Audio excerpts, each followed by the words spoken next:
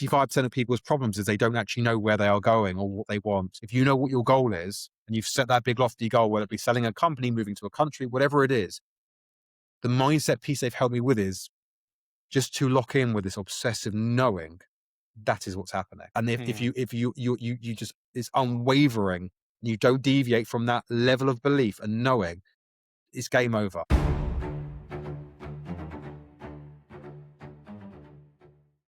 Hey, what's up, everyone, and welcome to the Fireside Podcast. I'm your host, Chris Turkington, and today on the show, we're very, very lucky to have Ricky Blair. Ricky is the co-founder of Hatton Real Estate. He's an internationally respected coach and advisor.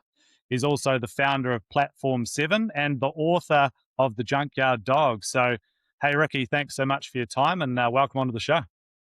Thank you for having me on, and thank you for that was quite the intro. I appreciate it. Thank you. First things first, man, we're keen to get into your background a little bit. So some people tuning in may not be too familiar with you yet. So who is Ricky Blair? And I guess what's led you to this point in time? Where do we start? I'm going to try to do the most efficient high-level version of this so I don't bore the audience with my whole background story. But I guess the key pieces are born in London, England. The first 16 years of my life are probably irrelevant to this conversation. All we need to know is that school was not my forte. For some reason, passing an exam in a school setting just didn't really work for me. Dropped out of school at 16. College wasn't an option for me. Had no idea what I wanted to do with my career or my life. I just knew A, I wanted to make money, and B, I think I wanted to prove people wrong. That was whether it be doubters, the school system, teachers, whatever. I didn't know what I wanted to do with my career, but I basically responded to an ad in a newspaper back in the day. I took a job in a commercial real estate brokerage in central London. My job was titled the office junior, but I was really the office bitch. There was like 50 people working at this company, and all day long I was just bossed around whatever they needed, grabbing their lunches, making them coffees, buying them cigarettes, whatever it is they needed. I enjoyed it, but I was going nowhere very quickly in that job. They pay me tuppence or nothing. And then I got a call from a absolute stranger, man called Nigel Ross, who was at the time, he was in his early mid 50s. He was a super successful real estate guy in his, as I said, mid 50s, and took me out for lunch. I was very honest with him and said, I don't know anything about real estate. I'm the guy that makes the coffees, and even that's not such a thing I'm so good at. And he just took me under his wing. And when I say he took me under his wing, he's such a brilliant man with such an incredible mind. And I just all of a sudden, he was like a pillar of knowledge. And I just asked him question after question about success, how he was successful, what he did in his business, like the way he managed and led his team, visualization, goal setting. I could go on and on and on. And for those first few years, every 4 weeks, Nigel and I would meet at the same restaurant, same table on the window, and I just go along with a list of questions. And this man shaped my career in a magnificent way. And that led me to some real progress in my career. And that also led me to starting my first company when I was about 23, 24 years old, with two of my mates, basically, who also dropped out of school, never went to college. And we started our company, Hatton Real Estate, in 2010. Basically, we were so much younger than all the competition in commercial real estate. So we basically rented and sold office buildings. And I think from day one, we thought, A, no one's here to tell us what we can and cannot do with our business. B, all our competition, they're almost like dinosaurs. They were all 20, 30 years older than us. And we were looking at this thinking, right, we have a blank canvas, a clean slate. How do we do things differently? And going back to Nigel, one of the most important lessons he taught me about business was, if everyone's going left, you go right. We literally, the question was, how do we change the game? And that's kind of what we went on to do. Why do you think Nigel reached out to you, Ricky? Like, have you sort of thought about that? He reached out to me because he met my father at one, I think, event, and he just heard that I'd gone into the same industry that Nigel was in, and he took me for lunch. But I was so in awe of this guy and so intimidated by this guy. I think it took me maybe 4 years to finally muster up the courage to ask him why he helped me. And he said the following. He said, when he was a similar age to me, 17, 18 years old, he was so desperate to succeed that he wanted to find someone to show him how to succeed. And he would literally knock on people's door back in the day or write letters to them. And he said, no one gave me a chance. No one gave me their time. And he said he promised himself, he made a promise that if he ever succeeded in life in some way, he'd find one person to help. And he just said that, don't know what, he said you were in the right place at the right time. But what he also said was, and I've asked about this since, he said there were two things that stood out to him about me. The first was he could see how much I wanted it, how determined I was to succeed. And the second, which I think was super important, he said, I never felt like I was wasting my time with you, Ricky. Even if you didn't like what I had to say, or you didn't agree with what I had to say, I could sense and I could see you at least took it on board or considered it. So I never felt like I was wasting my time. Sometimes the things that we don't want to hear is the things that we need to hear, right? So he was probably seeing things from a different perspective, and you were growth orientated enough to take it on and really see things from a different perspective, or maybe field that piece of critical advice that you actually really needed. Yeah. And I think to add to that, because he wasn't in my day to day, he wasn't, he wasn't one of my parents, he wasn't one of my parents' friends, he wasn't one of my mates. He was Yeah. so impartial and out of my day to day that he gave me a completely different perspective on life and the possibilities of life. And B, I think he was just unapologetically honest with me because he had no skin in the game with me. In other words, there was no conflict. I wasn't his son, I wasn't his mates, and he could just be, yeah, refreshingly honest, which I think is when it comes to a mentor or a guide or a coach. Yeah, I think that is actually one of the biggest things. And I think that's actually one of the reasons why we're going down a rabbit hole here. Coaches and mentors, coaches and even therapists, when you are governed by certain legislation or law, sometimes there is that restriction that's enforced upon you. So you can't always say the things that maybe one needs to hear. Yeah, for sure. And yeah, I like that. And he wasn't so concerned about jeopardizing a friendship or a personal relationship with you, where see a lot of leaders, they're afraid of that. They want to be liked. They think that's the way to influence people. And sometimes they allow that to get in the way of their obligations, right? To be effective. Yeah, I think him telling me what I wanted to hear would have been a complete waste of my time.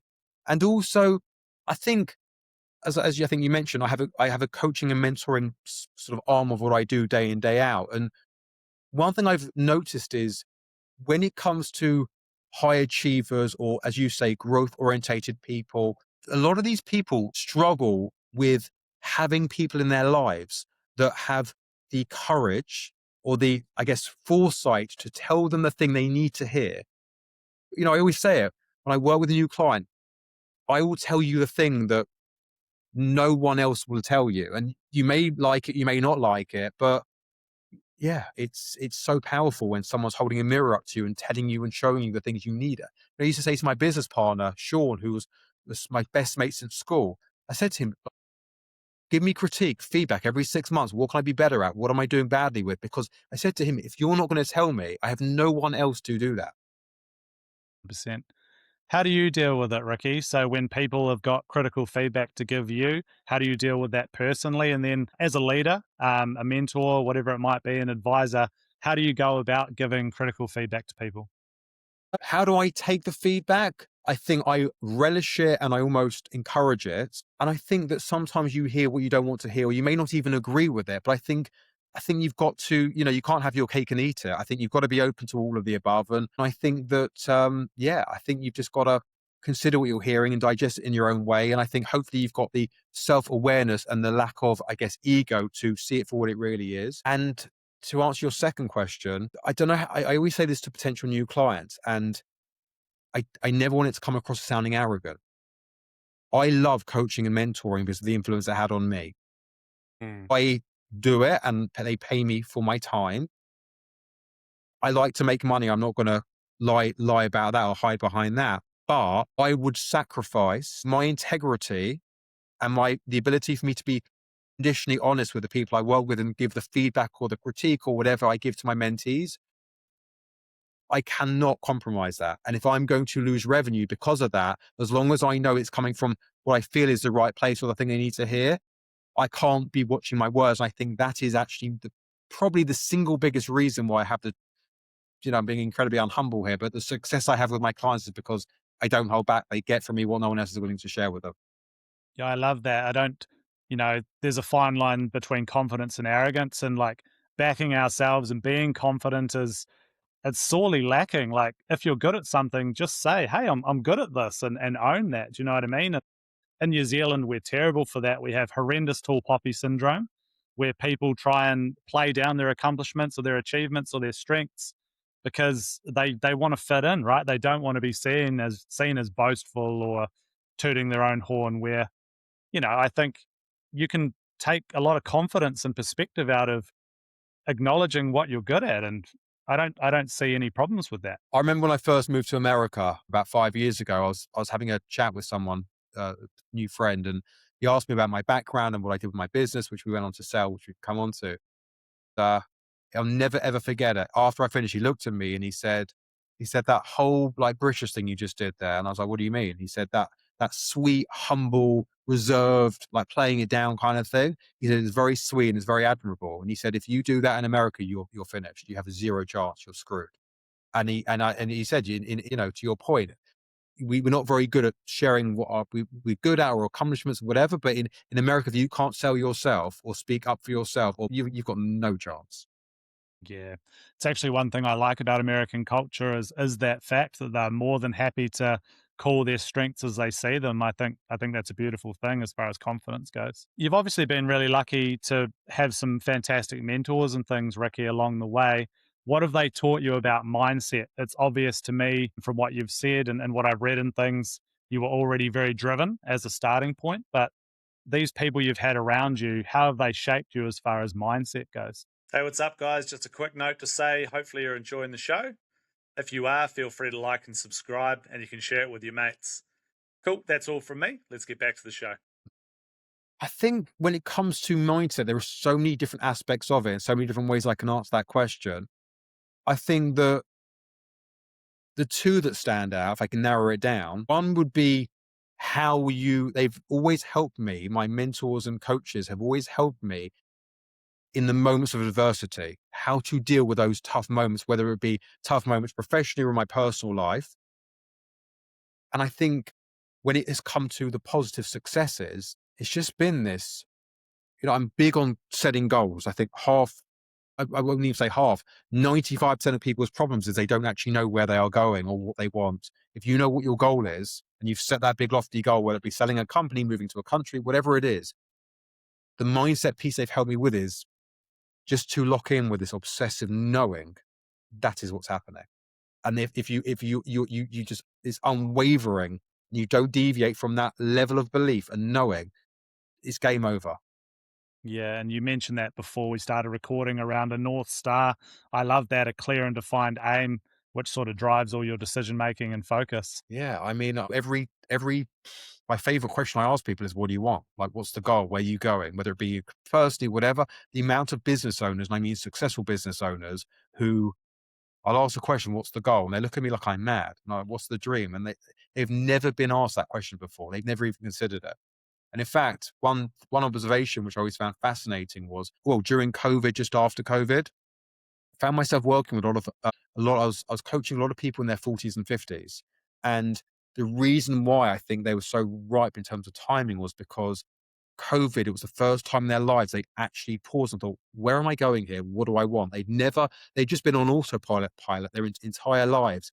And life just, to coin Tony Robbins, life just kind of happened to them. And with that COVID break, I think people just thought, okay, like if I'm in the driver's seat, where are we going here? What do we want? Yeah, for sure. It's something I find I'm doing more and more around the reflection piece and what am I aiming at? What's all this for?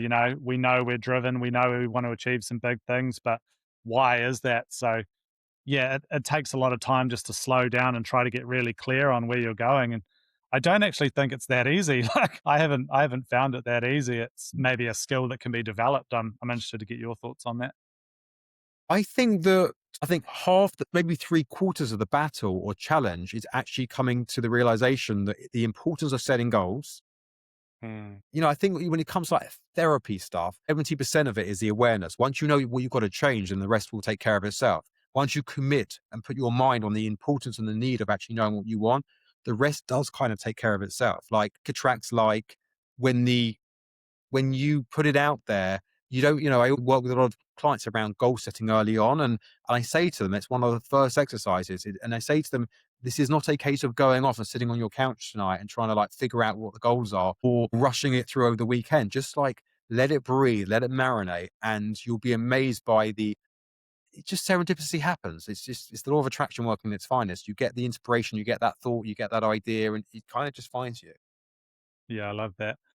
And I'm quite interested. You said before around your mentors helped you a lot with dealing with adversity. So when things weren't going well, they'd sort of be a sounding board maybe for you. What did they teach you about dealing with adversity? And I'm going to assume you've had a lot of adversity on your road to success so far. How do you go about dealing with adversity? What does that look like for you? I think what was great was I actually was given tangible things I could do or tools to deal with. I mean, one or two examples I had in my personal life, I had a tough romantic breakup. And the advice I was given was, Ricky, bury your head in that office, distract yourself. And that was a tangible thing, which really helped me through a tricky moment. And not only did it help me through my personal challenge, but it allowed me to really go heavier and deeper into work, which was the catalyst to selling the company we sold. When we received an offer for we were selling the company for about $30 million. And I remember being nervous as hell, like waiting for this deal to go through because, it had the potential to change my life. And I said to my mentor, Nigel, I said, what happens if it doesn't happen? He said, okay, because I was nervous as hell. And he's like, right, you go away, you take a minute, you dust yourself down, you get on with it. And I don't know. It's like, it's just like riding a wave in life, business, entrepreneurship, whatever you're doing. I think the thing that keeps you going is no matter how hard things are or how challenging it gets or how dark, what the only thing that's guaranteed in this life is change. And you know that in those dark, tough moments, the sun will come out again. And as long as you have faith that I hear the stories over and over and over again where my clients of mine or friends of mine are backed into corners and they're at their deepest, darkest, scariest moment. And they just keep walking and they keep going to bed at night, waking up the next day for the next day to arrive, and things change. Just the ability to keep going. Yeah.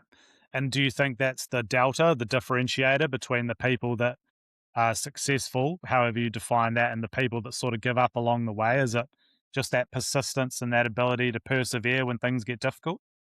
Um, I had the privilege of being surrounded. I was in Los Angeles for 4 years and I met some tech entrepreneurs, actors, movie stars, musicians, the list goes on. And the same and only question I would ask them whenever I'd meet these people was, why you? What was the thing that set you apart? Why did you win that Oscar? How did you build that $1 billion business where so many others wanted to achieve the same thing as you? What was the difference for you? And they would over and over again get the same answer.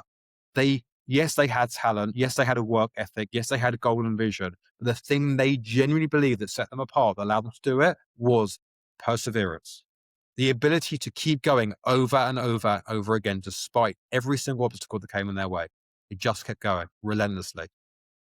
And do you think, is it the same for you and your personal experience, Ricky? Do you think that's been the differentiator for you, or has it been something different? With my first part of my career, my real estate stuff, yes, you had your tough moments, your down days and your challenges, but I don't think it really needed that obsessive level of perseverance. Chapter 2, what I'm now doing in the States, in America, without that, I would have packed my bags and gone home. I'm still on the path and on the journey with my goals in my mind, my vision. 5 years on, I would have probably packed up my bags after 9 months. Yeah.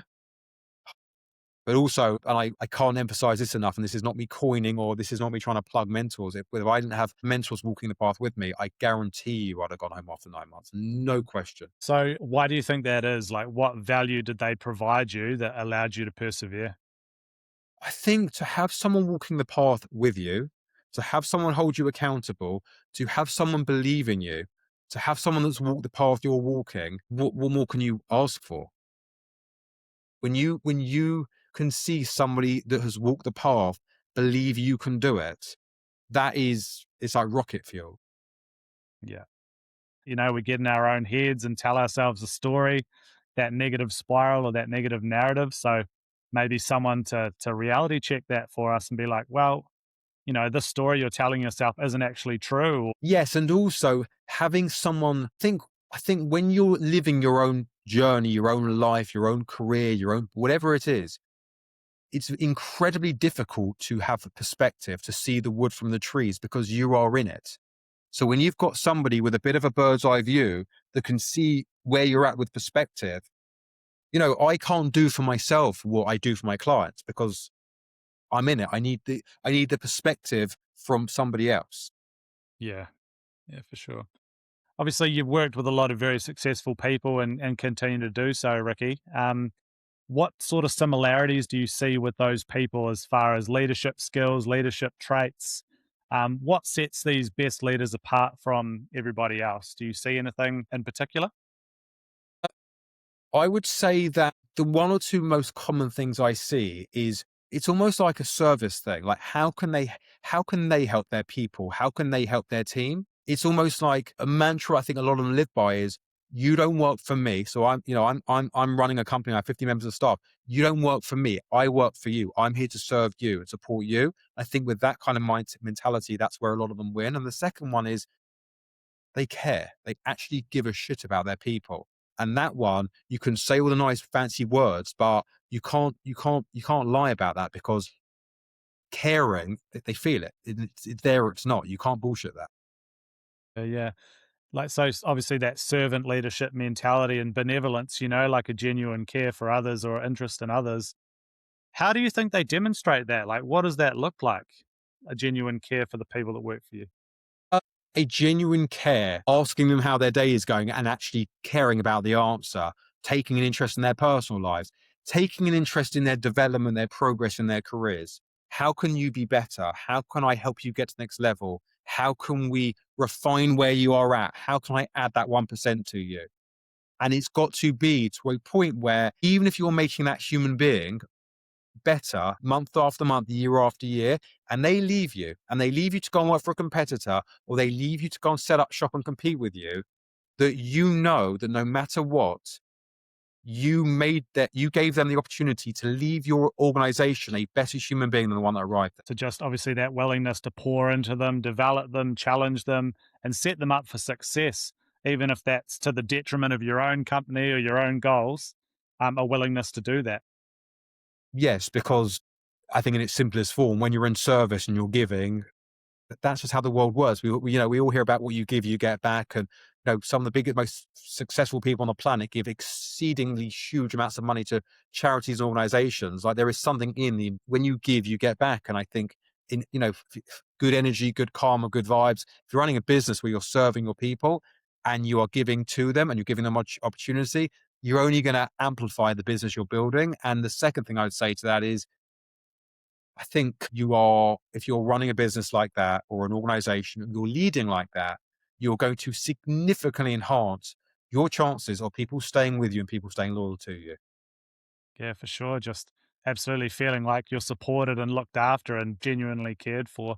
Absolutely. I'm curious, Ricky.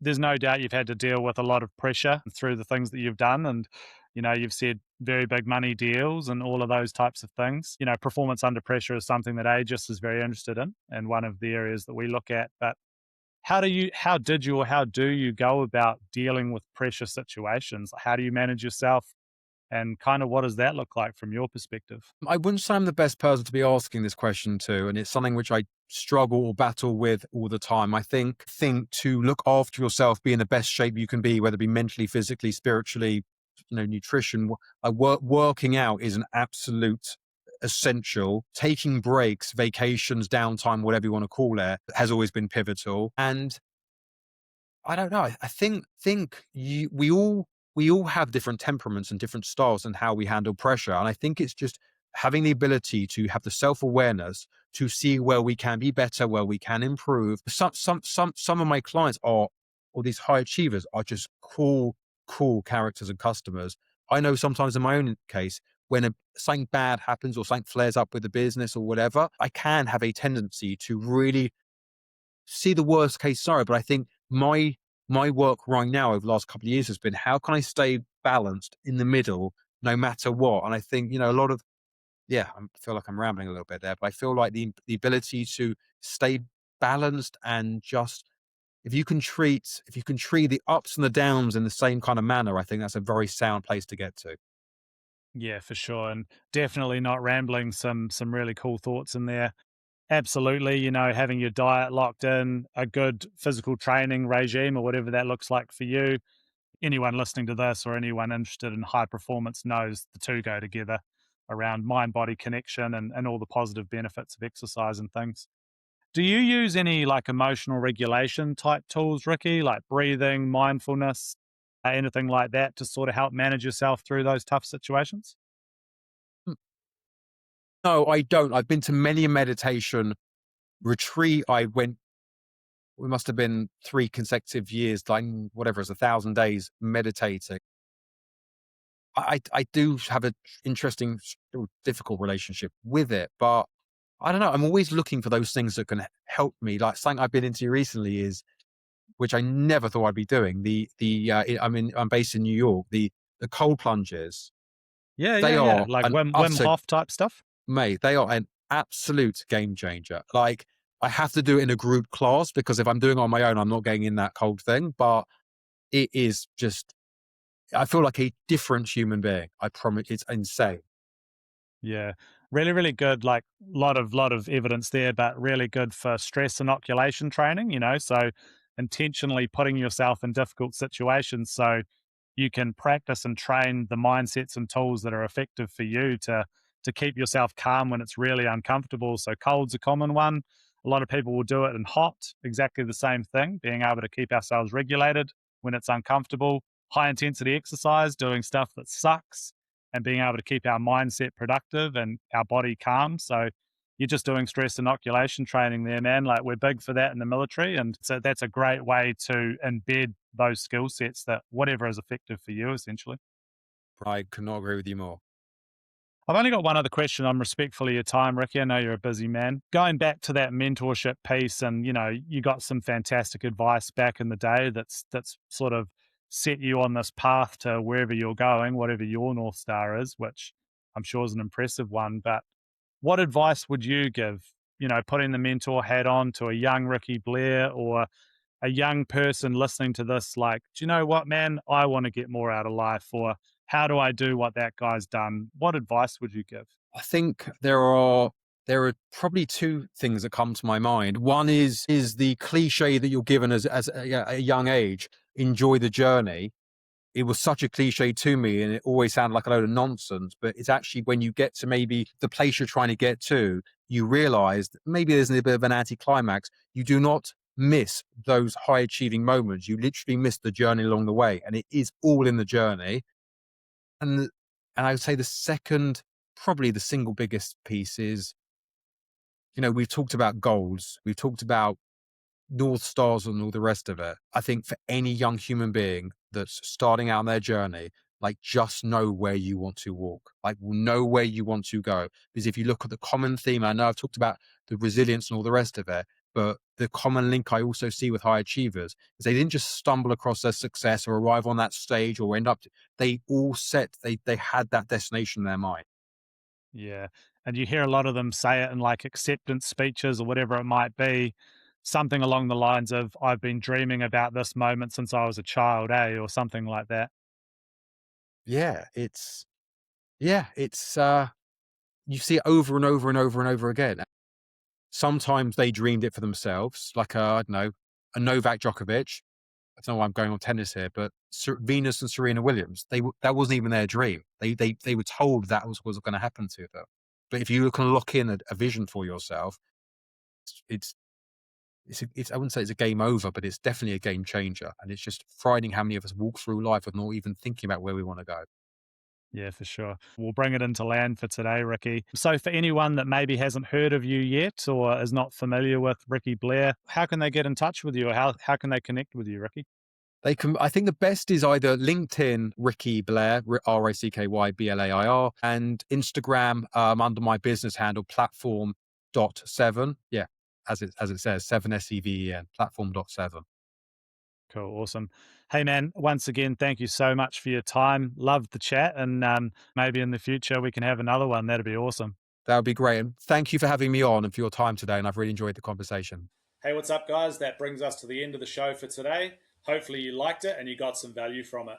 If you did, please like and subscribe and share the video with your friends. You can also check us out at www www.aegisleadership.co.nz, or you can follow us on LinkedIn and on Facebook. We'd love to hear from you. Anyway, that's it for today. Enjoy the rest of your day, and we look forward to seeing you on the next show.